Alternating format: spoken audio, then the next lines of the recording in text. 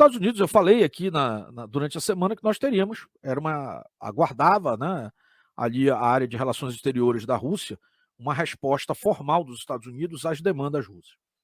Os Estados Unidos rejeitaram hoje, 26, a exigência da Rússia de barrar a Ucrânia na OTAN.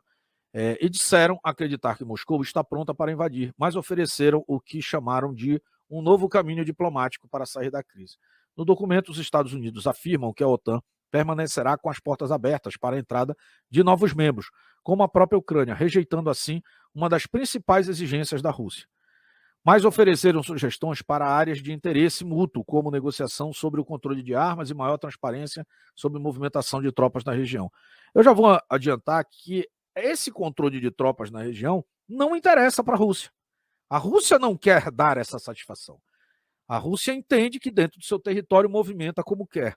Assim como as potências que fazem parte os países que fazem parte da aliança da OTAN também entendem que é uma discricionalidade do próprio país. Então é um impasse, na verdade. O secretário Antony Blinken disse que falará novamente nos próximos dias com os ministros das Relações Exteriores da Rússia, Sergei Lavrov, com quem se encontrou na sexta-feira em Genebra, em meio a uma iniciativa diplomática separada, liderada pela França.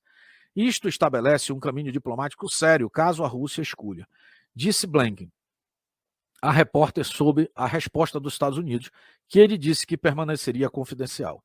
Ele renovou uma oferta sobre medidas recíprocas para lidar com preocupações de segurança mútuas, incluindo redução de mísseis na Europa e transparência em exercícios militares e ajuda ocidental à Ucrânia. O Kremlin confirmou o recebimento do documento, mas ainda não comentou seu conteúdo.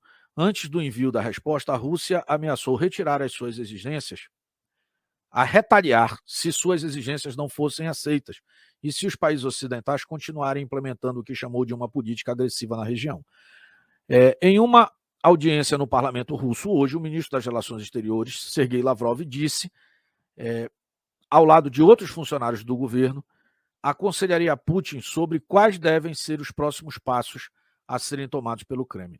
Se o Ocidente continuar com seu curso agressivo, Moscou tomará medidas de retaliação necessária, afirmou o chanceler russo. Não vamos permitir que nossas propostas sejam afogadas em discussões intermináveis.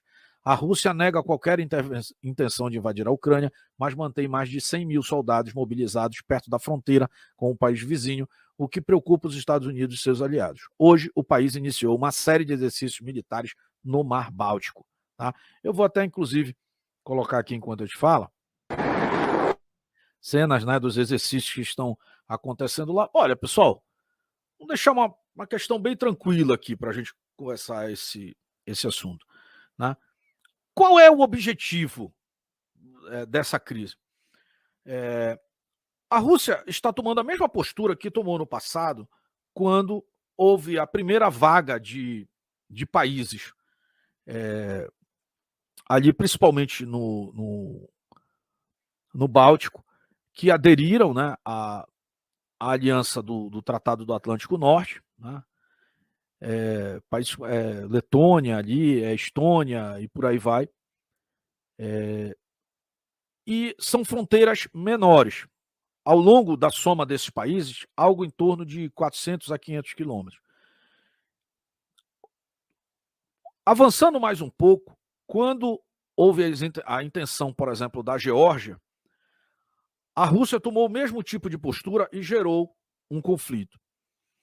Quando, lá em 2013 e 2014, ficou quase irreversível que a Ucrânia entrasse efetivamente para a OTAN, a Rússia foi lá, né, houve lá toda aquela questão da Praça Maidan, e a Rússia aproveitou para anexar a Crimeia e criou o conflito na faixa de fronteira de Donetsk e Donbass, né, entrando inclusive para dentro do território russo, onde ela fomentou ali com 100 tropas regulares, é óbvio, mas também enviou equipamentos e conselheiros de guerra de maneira informal para que aquela turma ali pudesse se equipar e virar uma célula rebelde. Lembrando que ali já havia uma grande concentração de povo russo, de etnia russa.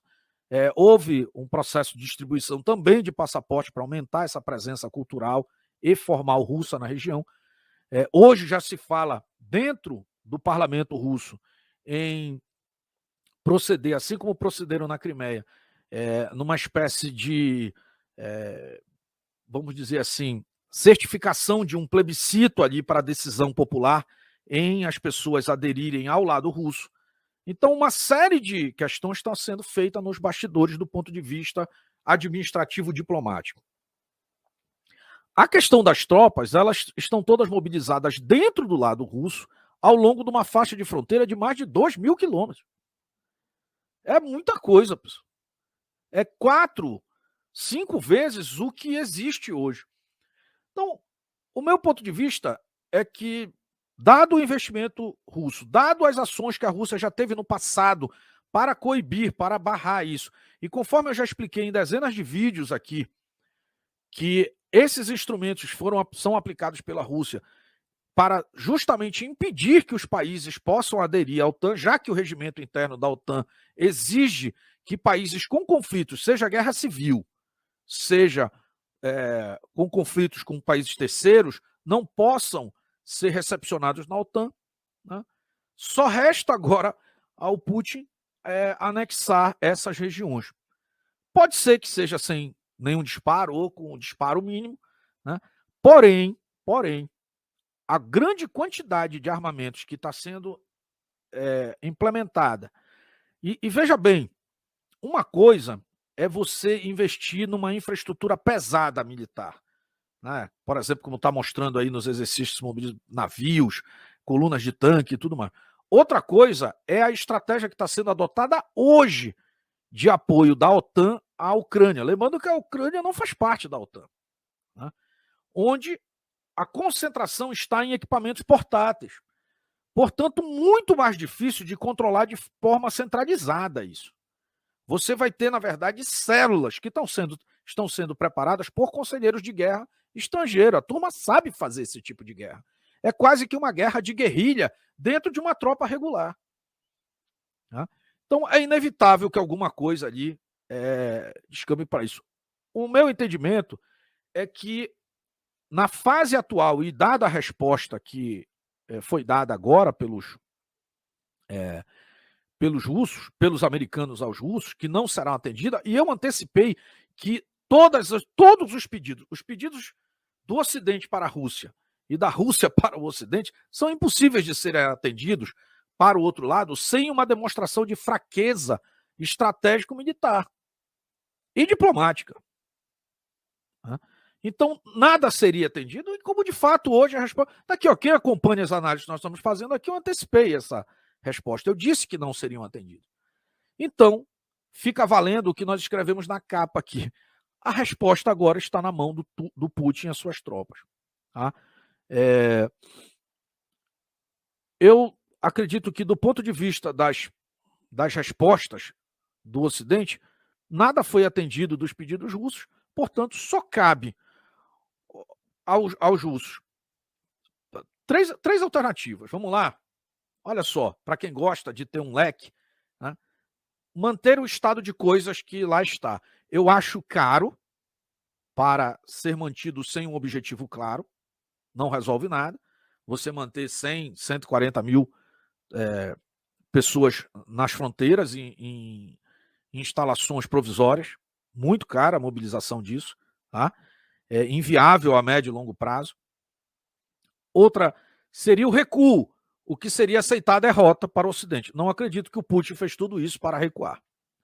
E o terceiro ponto é ele avançar sobre as linhas de fronteira em virtude de não ter as suas exigências atendidas. Você só tem essas três opções. Aí você escolhe aí qual é que prefere. Olha, verificando o perfil do Putin, ele vai anexar parte daquele território ali e vai fazer a mesmíssima estratégia que fez em 2014 com a Crimeia. Né?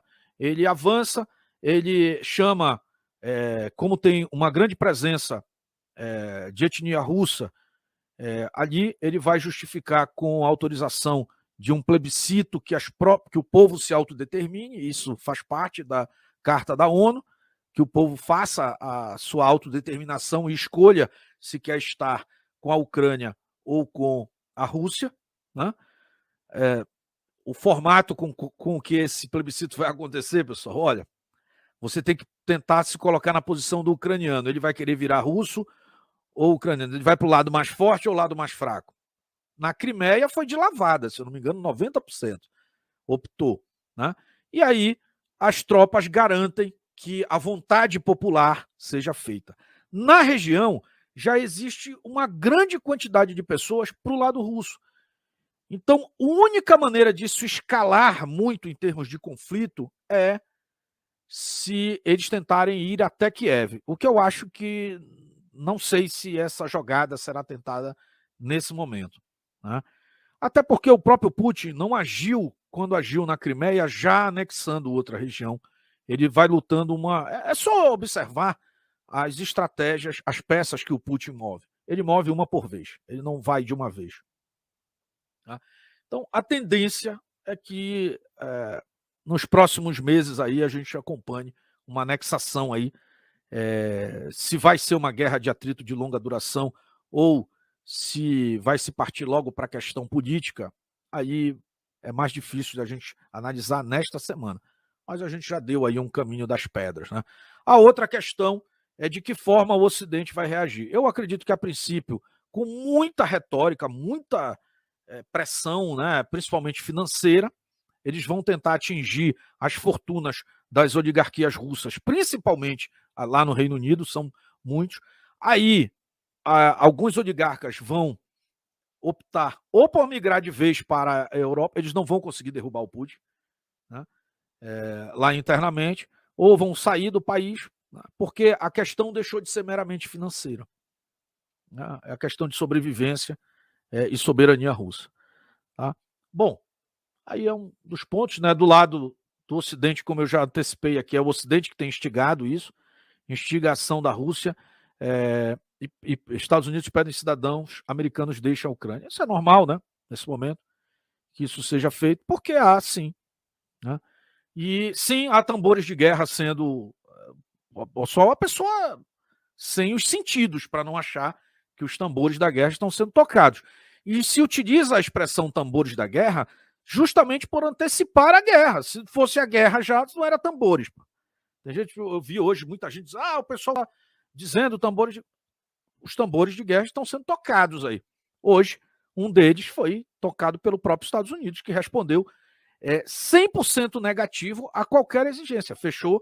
Apesar de a frase final falar em portas abertas, mas quando você não, em uma negociação, não opta por ceder absolutamente nada, você está fechando a porta.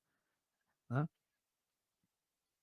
Só para deixar as coisas aí tranquilas. E é óbvio que a gente não torce para que isso aconteça, não é esse o objetivo, né? Mas é para onde parece que caminha. Tá? Então, essa foi a primeira análise aqui. A gente vai para o chat, eu quero ouvir a opinião de vocês e a gente continua nos próximos temas aqui.